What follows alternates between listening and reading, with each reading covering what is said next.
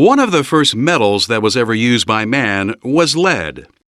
Lead was also the cause of the first recorded occupational disease, lead colic, suffered by a metal worker who lived about 2,400 years ago. But while it has many uses, lead is also toxic, poisonous to humans, animals, and plants. When it is taken into the human body, it usually leads to serious health problems, and it can be fatal. According to the Occupational Safety and Health Administration, OSHA, more than 800,000 workers in the United States are exposed to lead regularly as part of their jobs. That's why the agency has issued safety standards designed to protect those workers from lead's harmful effects. In this program, we'll discuss the hazards of on-the-job lead exposure and how the OSHA lead standard helps to protect you from these hazards.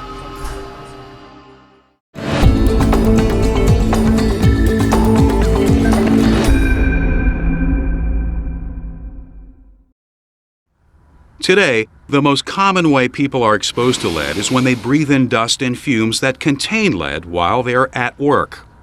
When lead is inhaled, it passes through the lungs into the bloodstream and collects in your bones and tissue. Lead dust can be accidentally swallowed as well.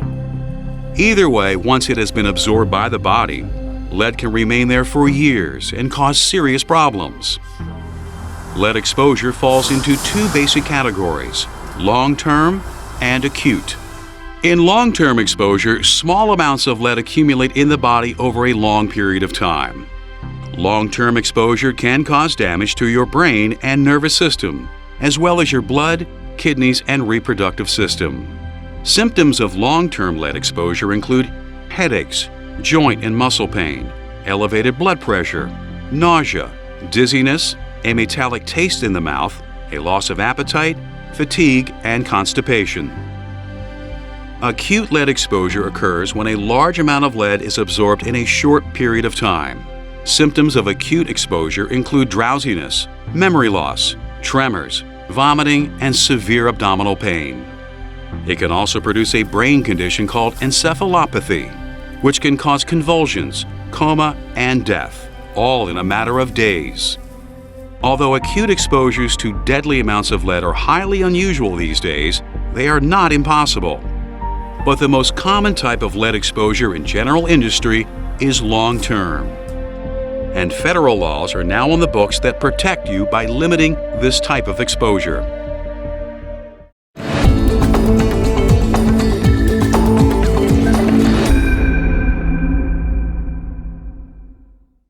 Chances are you're viewing this program because your job involves some risk of exposure to lead. This risk is associated with many types of activities, including the manufacturing and recycling of lead-acid batteries, sanding and stripping lead-based paint, repairing and servicing automobile brakes, welding or cutting old painted metal, manufacturing ceramics or electronics, and the smelting, refining, alloying, and casting of metals. To protect workers from the harmful health effects of these types of lead exposures, OSHA issued its lead standard, 29 CFR 1910.1025. This regulation sets limits on how much lead employees are allowed to be exposed to, and it establishes procedures employers must follow in order to reduce lead exposure in the workplace as much as possible. For example, before work can start on any project or process that involves lead, employers are required to develop a written compliance program. The program will describe all activities that could expose employees to lead and the compliance methods the employer will use to control that exposure. There are three general types of compliance methods: administrative controls, engineering controls, and personal protective equipment. Administrative controls include policies and procedures such as safe work practices for housekeeping and decontamination, employee training, and medical surveillance and removal programs. Engineering controls include physical and mechanical safeguards such as isolation and containment of a lead hazard area, mechanical ventilation with appropriate filters, and special vacuums for cleanup and decontamination. The third type of compliance method Personal protective equipment is anything you wear to protect yourself when administrative and engineering controls alone can't reduce your lead exposure to acceptable levels. This might include overalls, respirators, gloves, hats, goggles, and face shields, whatever is appropriate for the job you are doing. Another key part of the compliance program is employee training. This will be provided before you start on any job that involves exposure to lead. The training will include information about the health hazards associated with lead exposure, the requirements in the OSHA lead standard, and the contents of your employer's compliance program. You will also learn how to properly use and maintain any PPE that you'll need to wear on the job. Your employer will make any of this information available to you upon request as well.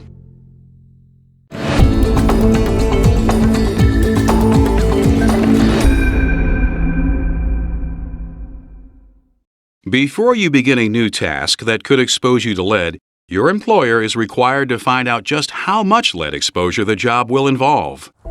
The OSHA standard sets a threshold exposure limit, called the action level, at 30 micrograms of lead per cubic meter of air over an 8-hour period. But the action level's technical details aren't as important as understanding how this benchmark is used in situations where you could be exposed to lead. If your employer's initial determination testing shows that airborne lead is below the action level, then no action is required. Work may proceed without exposure controls, but new tests must be conducted if there are any changes in equipment, processes, or personnel that might also cause a change in the airborne lead level.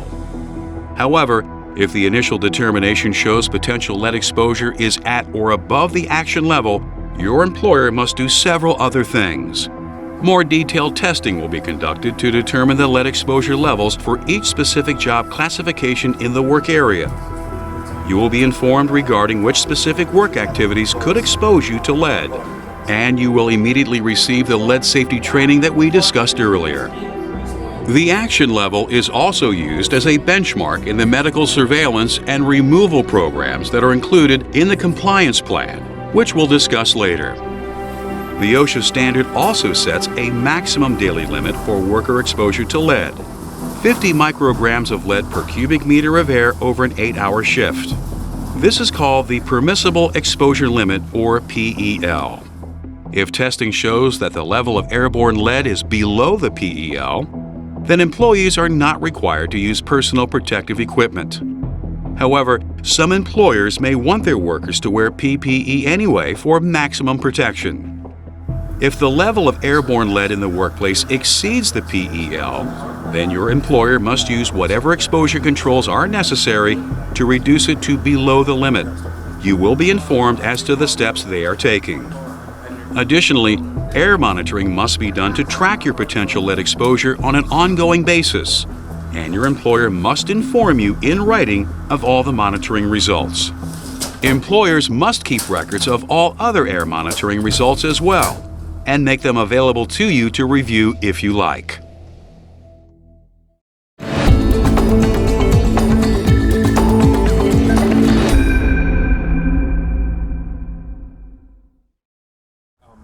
If you will be working in areas where the airborne lead concentration is above the permissible exposure limit, PEL, your employer must provide you with appropriate personal protective equipment, PPE, to reduce your exposure to acceptable levels. This equipment must be provided to you at no cost. Your employer is responsible for keeping it clean and functional, and for disposing of it properly when necessary. Since respirators are key to preventing you from inhaling airborne lead, your compliance plan includes a respiratory protection program. This program requires that you be given a suitable respirator in several types of situations, including while engineering controls are being set up but are not working yet, whenever administrative and engineering controls aren't able to reduce lead exposure to below the PEL, or whenever you ask for one. The respirator protection program also requires that you receive any training that you need in order to use your respirator correctly. The training will include the proper use and maintenance of the respirator, what type of filter cartridges to use, and when and how to replace the cartridges. But no respirator can promise you full protection unless it has been fit tested. The seal that the respirator makes against your face must be tight. A fit test will make sure no lead dust can leak into where you can breathe it. If you have any trouble breathing through your respirator during a fit test, a medical examination will be scheduled to make sure you can wear one safely. If you ever have doubts about whether your respirator fits you or is working correctly, check with your supervisor before you enter a lead hazard area.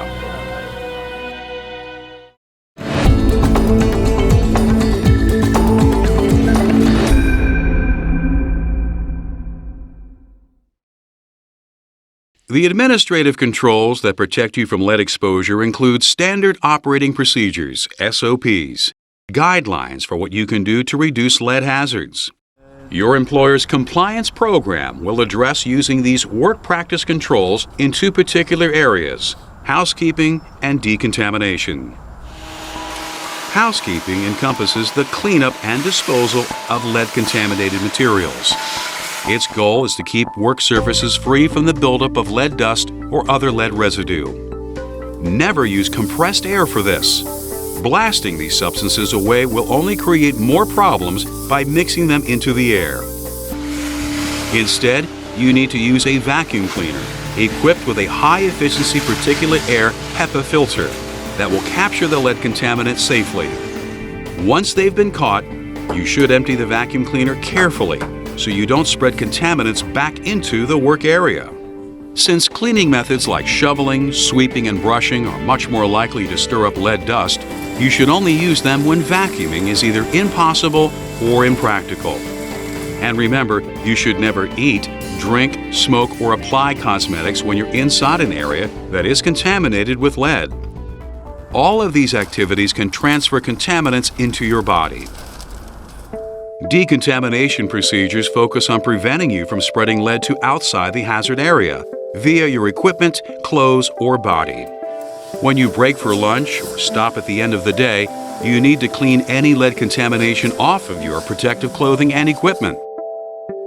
This should be done in a climate-controlled changing room or decontamination chamber, which is set up for that purpose. Never clean off by blowing, shaking, brushing, or doing anything else that will disperse contaminants into the air. Instead, clean off safely with a HEPA vacuum. When you are working in lead exposure situations, your employer will also have set up a climate-controlled lunchroom or eating area. It is critical that you decontaminate your work clothing and equipment before you enter these clean zones. Thoroughly wash your hands and face as well. Since you will be in a space where you or your coworkers will be eating and drinking, and possibly smoking or applying cosmetics, these precautions reduce the risk of anyone accidentally swallowing any lead contaminants. At the end of your shift, you should go through the normal decontamination process. Then place your equipment and protective clothing in the appropriate containers for cleaning or disposal. Your employer will provide shower facilities so you can wash up thoroughly before changing back into your street clothes. Separate clothing storage lockers in the changing room will prevent any cross-contamination of lead between your PPE and your street clothes.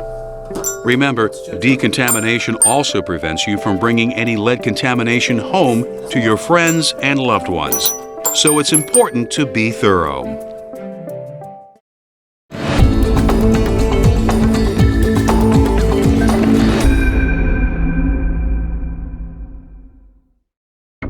Even when your employer's exposure controls are keeping on-the-job lead exposure to below the permissible exposure limit, you may still receive a low level of lead exposure, especially if lead is present above the action level.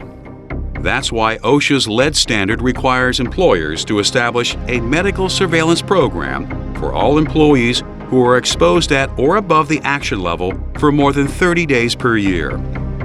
The program provides free blood tests and medical examinations on an ongoing basis to monitor your lead exposure and its effect on your health. First, blood samples will be taken to determine your blood lead level, BLL, and zinc protoporphyrin, ZPP level. These will show how much lead exposure, if any, you've already had. They also establish a baseline for later readings and help to determine what your schedule should be for future blood tests and medical exams. The higher your BLL and ZPP, the more often you'll need to be tested to make sure you're staying within safe limits. You will be informed in writing of all your test results.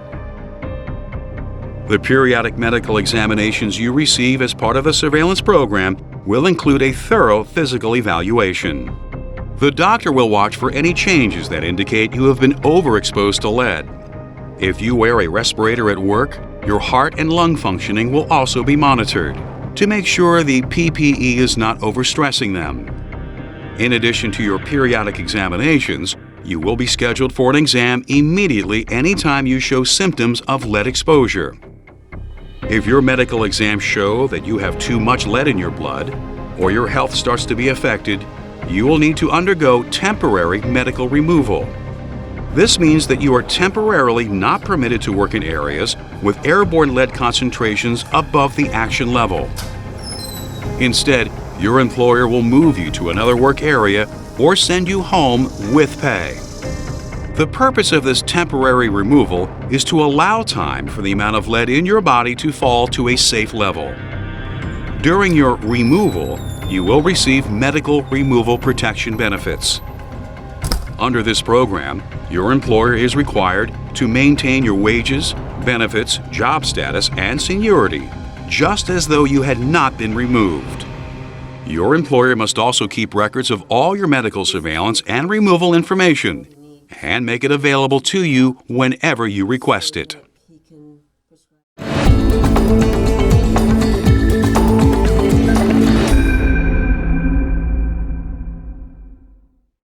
We've seen that while lead exposure can pose a real health risk, by adhering to the requirements in the OSHA lead standard, your employer can help to keep you safe. The rest is up to you. Let's review. Before work begins on any project or process that involves possible exposure to lead, your employer is required to develop a written compliance program. This program will include the use of administrative and engineering controls, as well as personal protective equipment if it is needed.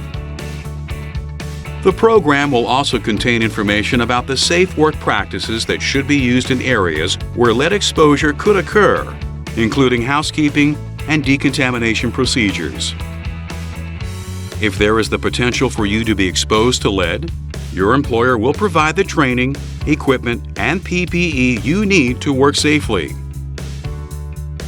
If your blood lead level, BLL, gets too high, or your health starts to be affected by lead contamination, you will be temporarily removed from any work that exposes you to lead. During any temporary removal, your pay and other job benefits will be protected while the lead works its way out of your system. OSHA has set limits and established rules to help keep you safe from lead exposure on the job. Now that you know the hazards that are associated with lead contamination and understand how to avoid them, you can get your job done and go home safe every day.